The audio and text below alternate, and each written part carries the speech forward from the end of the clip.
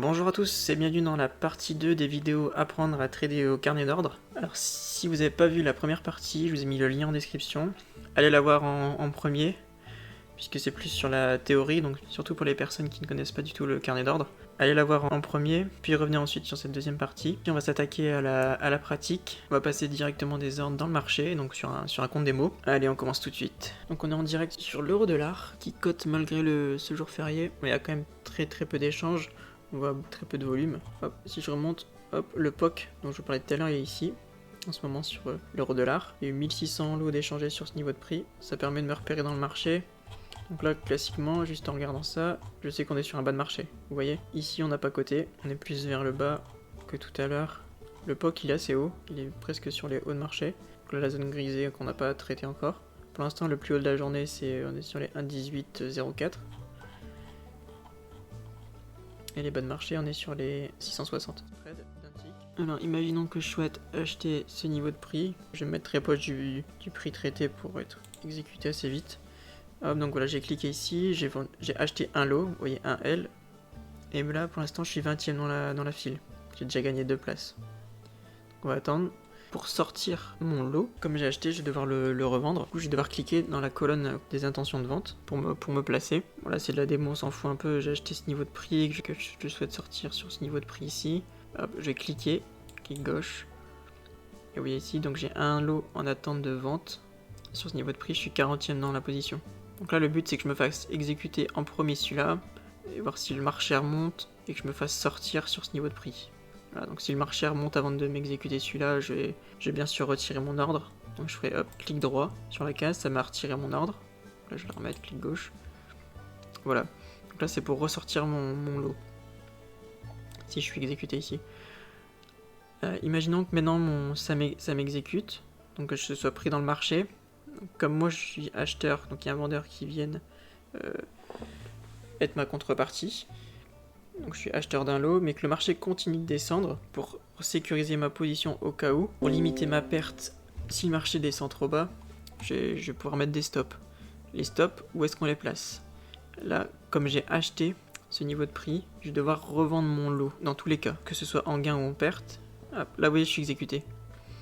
Hop, ça a changé de couleur. Vous voulez ici en bas, j'ai plus un lot. Donc je suis acheteur sur ce niveau de prix. Mon stop, je vais devoir le mettre dans la colonne des ventes, puisqu'il revendra mon lot si jamais ça descend trop bas. Comme je suis acheteur, donc je vais mettre mon stop ici sur les 1,77, c'est pour l'exemple. Et vous voyez ici, moins 1S, le S c'est pour stop, et moins 1 vu que je vais revendre mon lot. Ici c'est pareil, sauf que c'est un L, L c'est ordre limite, et quand on clique dans cette case ici, je vais faire un clic droit, et pas un clic gauche. Parce que si je fais un clic gauche dans cette case, rappelez-vous, ça va être une vente market. Il va directement me vendre au premier acheteur. J'aurais été vendeur d'un lot, j'aurais vendu, là pour le coup, j'aurais flatté ma position. Ah, vous voyez, pour l'instant je suis gagnant sur ma position, donc 6,25$. C'est normal puisque le nouveau prix traité, il est au-dessus du prix auquel j'ai acheté. Hop là, 2 ticks, je peux directement sortir en gain. Si je souhaite revendre market ma position, ici, mes premiers acheteurs ils sont ici, donc hop, je vais revendre directement à eux en face, qui sont en face. Donc c'était sur les 35. Là le marché a descendu un peu. Là mes premiers acheteurs ils sont ici, à 30. Donc si je veux, moi j'ai acheté à 25, si je peux revendre à 30 directement. Hop, là il y a eu des achats. J'essaie de sortir 40 pour voir. Donc j'ai enlevé ma position de sortie. On va essayer de sortir 40 si c'est possible. Pour l'instant il y a... Ah, je vais garder, on va essayer de voir un peu plus haut. C'est de sortir, allez, 60, ça aurait déjà été bien. Allez, 65. Hop, j'ai un lot en attente d'exécution sur les 65. Là, je suis 23ème dans la file d'attente. Donc s'il y a des acheteurs qui viennent encore grignoter, les vendeurs en attente, ils vont venir me chercher et ma position, elle sera sortie. Mon stop qui était ici, je vais pouvoir le remonter. Donc clic droit, je l'enlève et je vais le mettre là où j'ai acheté tout à l'heure. Clic droit ici. Vous voyez mon stop qui est sur mon niveau de prix où j'ai acheté. Comme ça, si le marché redescend, il me sort sur mon niveau de prix là où j'ai acheté, j'aurai rien gagné mais rien perdu. Donc vous voyez ici c'est un peu long, ça commence à tergiverser.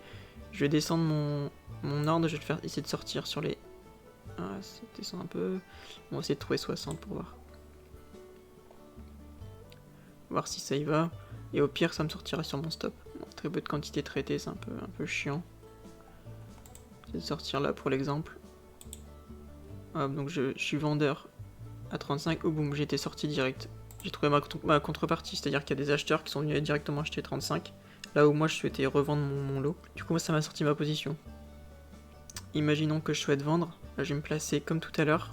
65, on a vu que ça bloquait. Je vais le retenter pour voir pour l'exemple. Hop, clic gauche.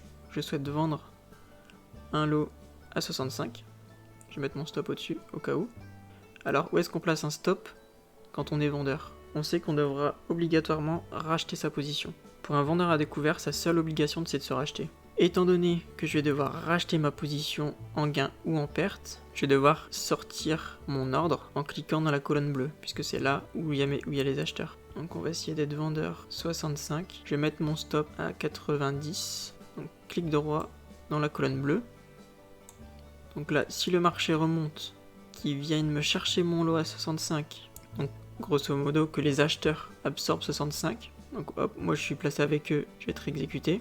Donc je serai vendeur d'un lot à 65, mais que le marché continue de monter, s'il continue de monter à 90, boum, là mon stop s'exécutera, il rachètera mon lot directement à 90. Il se peut aussi, c'est assez rare, mais quand il y a beaucoup de volatilité ou que les acheteurs sont très insistants, ils achètent agressivement le marché, que mon stop se fasse exécuter plus loin que le niveau de prix auquel je l'avais mis. C'est normal puisque moi je vais devoir acheter sur ce niveau de prix. Néanmoins, si je trouve pas de vendeur en face, si je trouve pas ma contrepartie, eh ben, je vais devoir le racheter un peu plus haut. Et peut-être que je l'ai mis 90, mais s'il y a un mouvement très fort, souvent on le voit quand il y a des gros achats market, ils vont venir tellement absorber très vite les vendeurs que les prochains vendeurs assez insistants, ils seront peut-être ici sur les 10. Du coup, mon stop qui sera placé là, il sera peut-être exécuté qu'à 10. Donc j'aurais perdu encore un peu plus. Et cette chose qui peut se passer ici, elle peut se passer également dans l'autre sens. Imaginons que je souhaite acheter ici pile à 0,0 et que j'ai un stop à 80. On clique droit ici. Donc le marché descend sur le 0, il m'exécute. Donc les vendeurs sont assez insistants. Ils viennent grignoter tous les acheteurs sur chaque niveau de prix jusqu'à être ma contrepartie. Mais sur ce niveau de prix là, ça descend encore. Moi j'ai mon stop de protection qui est ici, qui sera touché à 80 si on vient à 80. Néanmoins, s'il y a une très grosse vente market, ça se peut que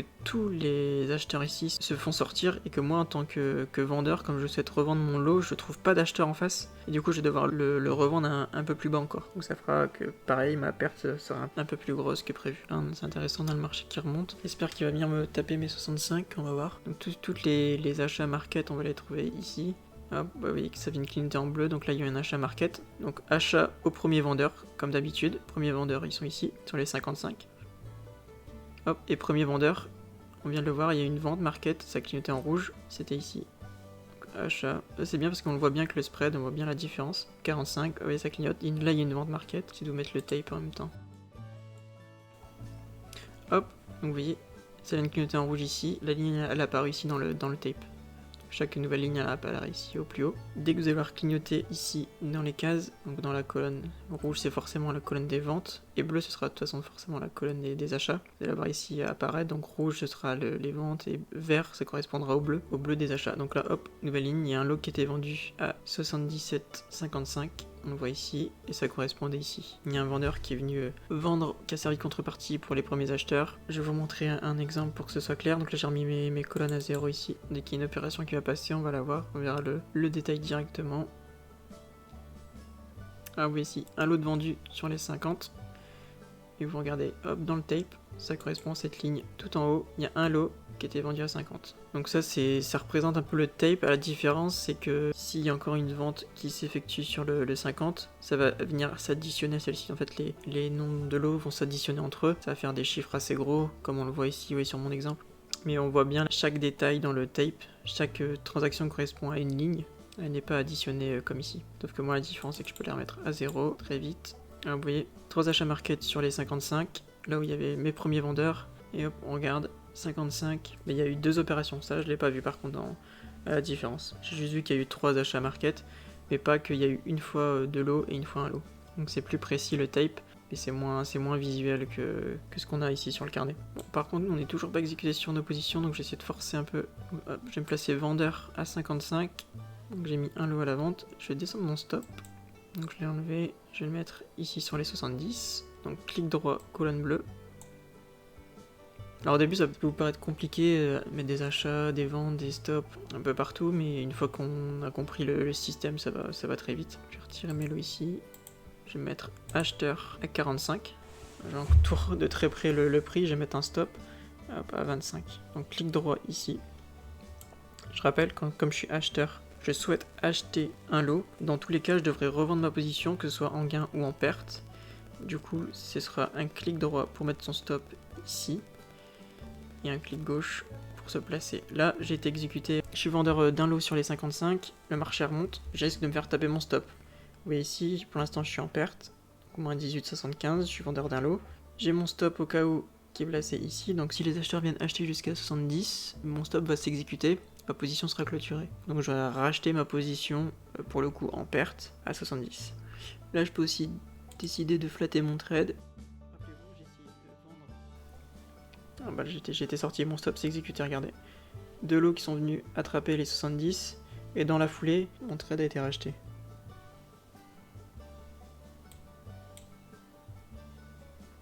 Donc là j'ai vendu 65, il y avait 11 lots, donc là j'ai vendu market, hein. Premier acheteur, moi j'ai vendu. Je vais mettre mon stop un peu au-dessus. Essayer de me faire sortir, essayer de prendre un tick sur la position. Donc j'ai essayé de racheter mon lot. Je répète, hein, j'ai vendu 65, donc je suis vendeur. Je vais devoir racheter ma position. Si le marché descend en dessous de mon prix de vente, je suis gagnant. Donc là je me suis placé juste un tick en dessous. On va voir si ça va fonctionner. C'est juste pour vous montrer, donc on clique dans la colonne des achats pour sortir notre position. Donc là je suis placé. Et à l'inverse, j'ai mon stop ici un peu plus haut. Au cas où si le marché remonte, hop, et là vous voyez, hop, mon trade a été clôturé, donc j'ai gagné un tick. Donc toujours bien retenir, quand on est vendeur, on va mettre ses stops dans cette partie-là, en faisant des clics droits ou clics gauche sur d'autres plateformes, ça dépend. Sur certaines plateformes comme Trade-of-8, je sais que c'est un peu différent. Et pour sortir sa position, on devra se positionner dans les cases en dessous du prix traité. Et quand on est acheteur, donc on achète, admettons, ici, hop, là j'ai fait un achat market, je vais en placer sur des prix plus hauts pour sortir en gain. Donc je vais devoir revendre plus cher ma position, ce qui est logique. Je vais mettre juste un tick au-dessus pour vous montrer, voir si je me fais exécuter. Et je vais devoir mettre un stop en dessous de mon prix traité, c'est au cas où si le marché descend. Donc j'aurais revendu ma position, toujours le place dans la colonne des vendeurs. J'aurais vendu ma position un peu en perte, vu que j'aurais revendu moins cher que j'ai acheté. Donc le but c'est de la revendre plus cher quand on achète. Si je me fais exécuter mon lot sur 70, j'aurais gagné un tick. Là, pour l'instant, je suis perdant, le marché redescend. Ah bah, ça me permet de vous montrer autre chose. Imaginons que je rachète un deuxième lot. Si j'achète un deuxième lot à 55, donc j'ai acheté une première fois 65. Là, imaginons que je rachète à 55. Donc là où il y a un premier vendeur, donc je clique dans cette case, boum. Vous voyez, mon prix vient de changer. Il était là, il est descendu. Ce qui est normal, en fait, il fait la moyenne des deux prix que j'ai achetés. Et la moyenne des deux, c'est 60. Comme j'ai acheté une fois à 65, une fois 55. En fait, la moyenne, c'est 60. Donc mon prix moyen d'exécution sur mes deux lots que j'ai maintenant, c'est 60. Donc pour gagner sur la position, il faudra vendre au-dessus de 60. Comme j'ai deux lots maintenant dans le marché, pour sécuriser ma position, je vais mettre un deuxième stop. Donc je vais le mettre au même niveau que je l'ai mis. Donc clic droit une nouvelle fois pour revendre ma position au cas où le marché descend. Clic droit dans la colonne rouge. Vous voyez ici, on est passé à moins de S, donc j'ai deux stops. Donc là j'ai un lot en attente d'exécution sur ce niveau. Je vais sortir un lot ici à 65. Je pense que je vais mettre peut-être même mes deux lots à 65. Hop, je peux le déplacer directement comme ça. Donc là j'ai deux lots de sortie à 65. Bon là c'est vraiment trop long. Je vais prendre ma perte je pense sur les 50. Donc pour rappel, j'étais acheteur une fois à 65, une fois à 55. Donc mon prix moyen était à 60. Là je vais revendre ma position. Donc là où il y a où je trouve les premiers acheteurs. Et j'ai des acheteurs ici qui sont prêts à acheter 50. Je vais retirer mes ordres et je vais revendre mes deux lots. Hop, et hop. Voilà, là j'ai plus de position dans le marché, donc j'ai pris ma petite perte, mais il n'y a plus d'échange du tout. Donc je préfère leur vendre. Voilà, donc là c'est de la démo, ça on s'en fiche. C'est juste pour vous montrer l'exemple. Donc quand vous entrez en plusieurs fois sur des niveaux de prix différents, votre prix moyen, elle va changer. Et voilà, donc on arrive à la fin de cette vidéo. Donc j'ai pu montrer ce que je voulais vous montrer. Vous avez là du coup sur ces 2 vidéos combiné le principal de ce qu'on peut savoir sur les carnets, vraiment les bases pour commencer à trader. Alors évidemment pour ceux qui n'ont jamais tradé au carnet, que c'est la première fois, vous devez être un peu perdu. Je vous invite à regarder la vidéo plusieurs fois, me remettre les passages. Ça peut vous paraître un peu compliqué au début, mais avec de l'entraînement on s'y fait très vite, après ça devient de l'automatisme. Je vous invite à laisser des commentaires en bas de la vidéo si vous avez des questions, des remarques ou pourquoi pas d'autres sujets de thèmes de vidéo, d'autres choses que je pourrais vous montrer sur les carnets, ou de manière générale en trading, pourquoi pas. Là j'avais eu l'exemple dans les commentaires de quelqu'un qui parlait des ordres iceberg. Pourquoi pas remontrer dès que je trouve une bonne situation en tradant, après là vous la repartagez dans la foulée. Voilà, donc si ça vous a plu, n'hésitez pas à liker la vidéo, moi ça m'aide, vous le savez, comme pour le référencement de la chaîne. On grandit petit à petit, donc c'est cool. Comme d'habitude, j'essaie toujours d'envoyer une vidéo à peu près par semaine, là, j'essaie de continuer sur un rythme régulier, je prends le temps de le faire, ça me fait plaisir. Et donc je vous dis à dans quelques jours pour une nouvelle vidéo, salut!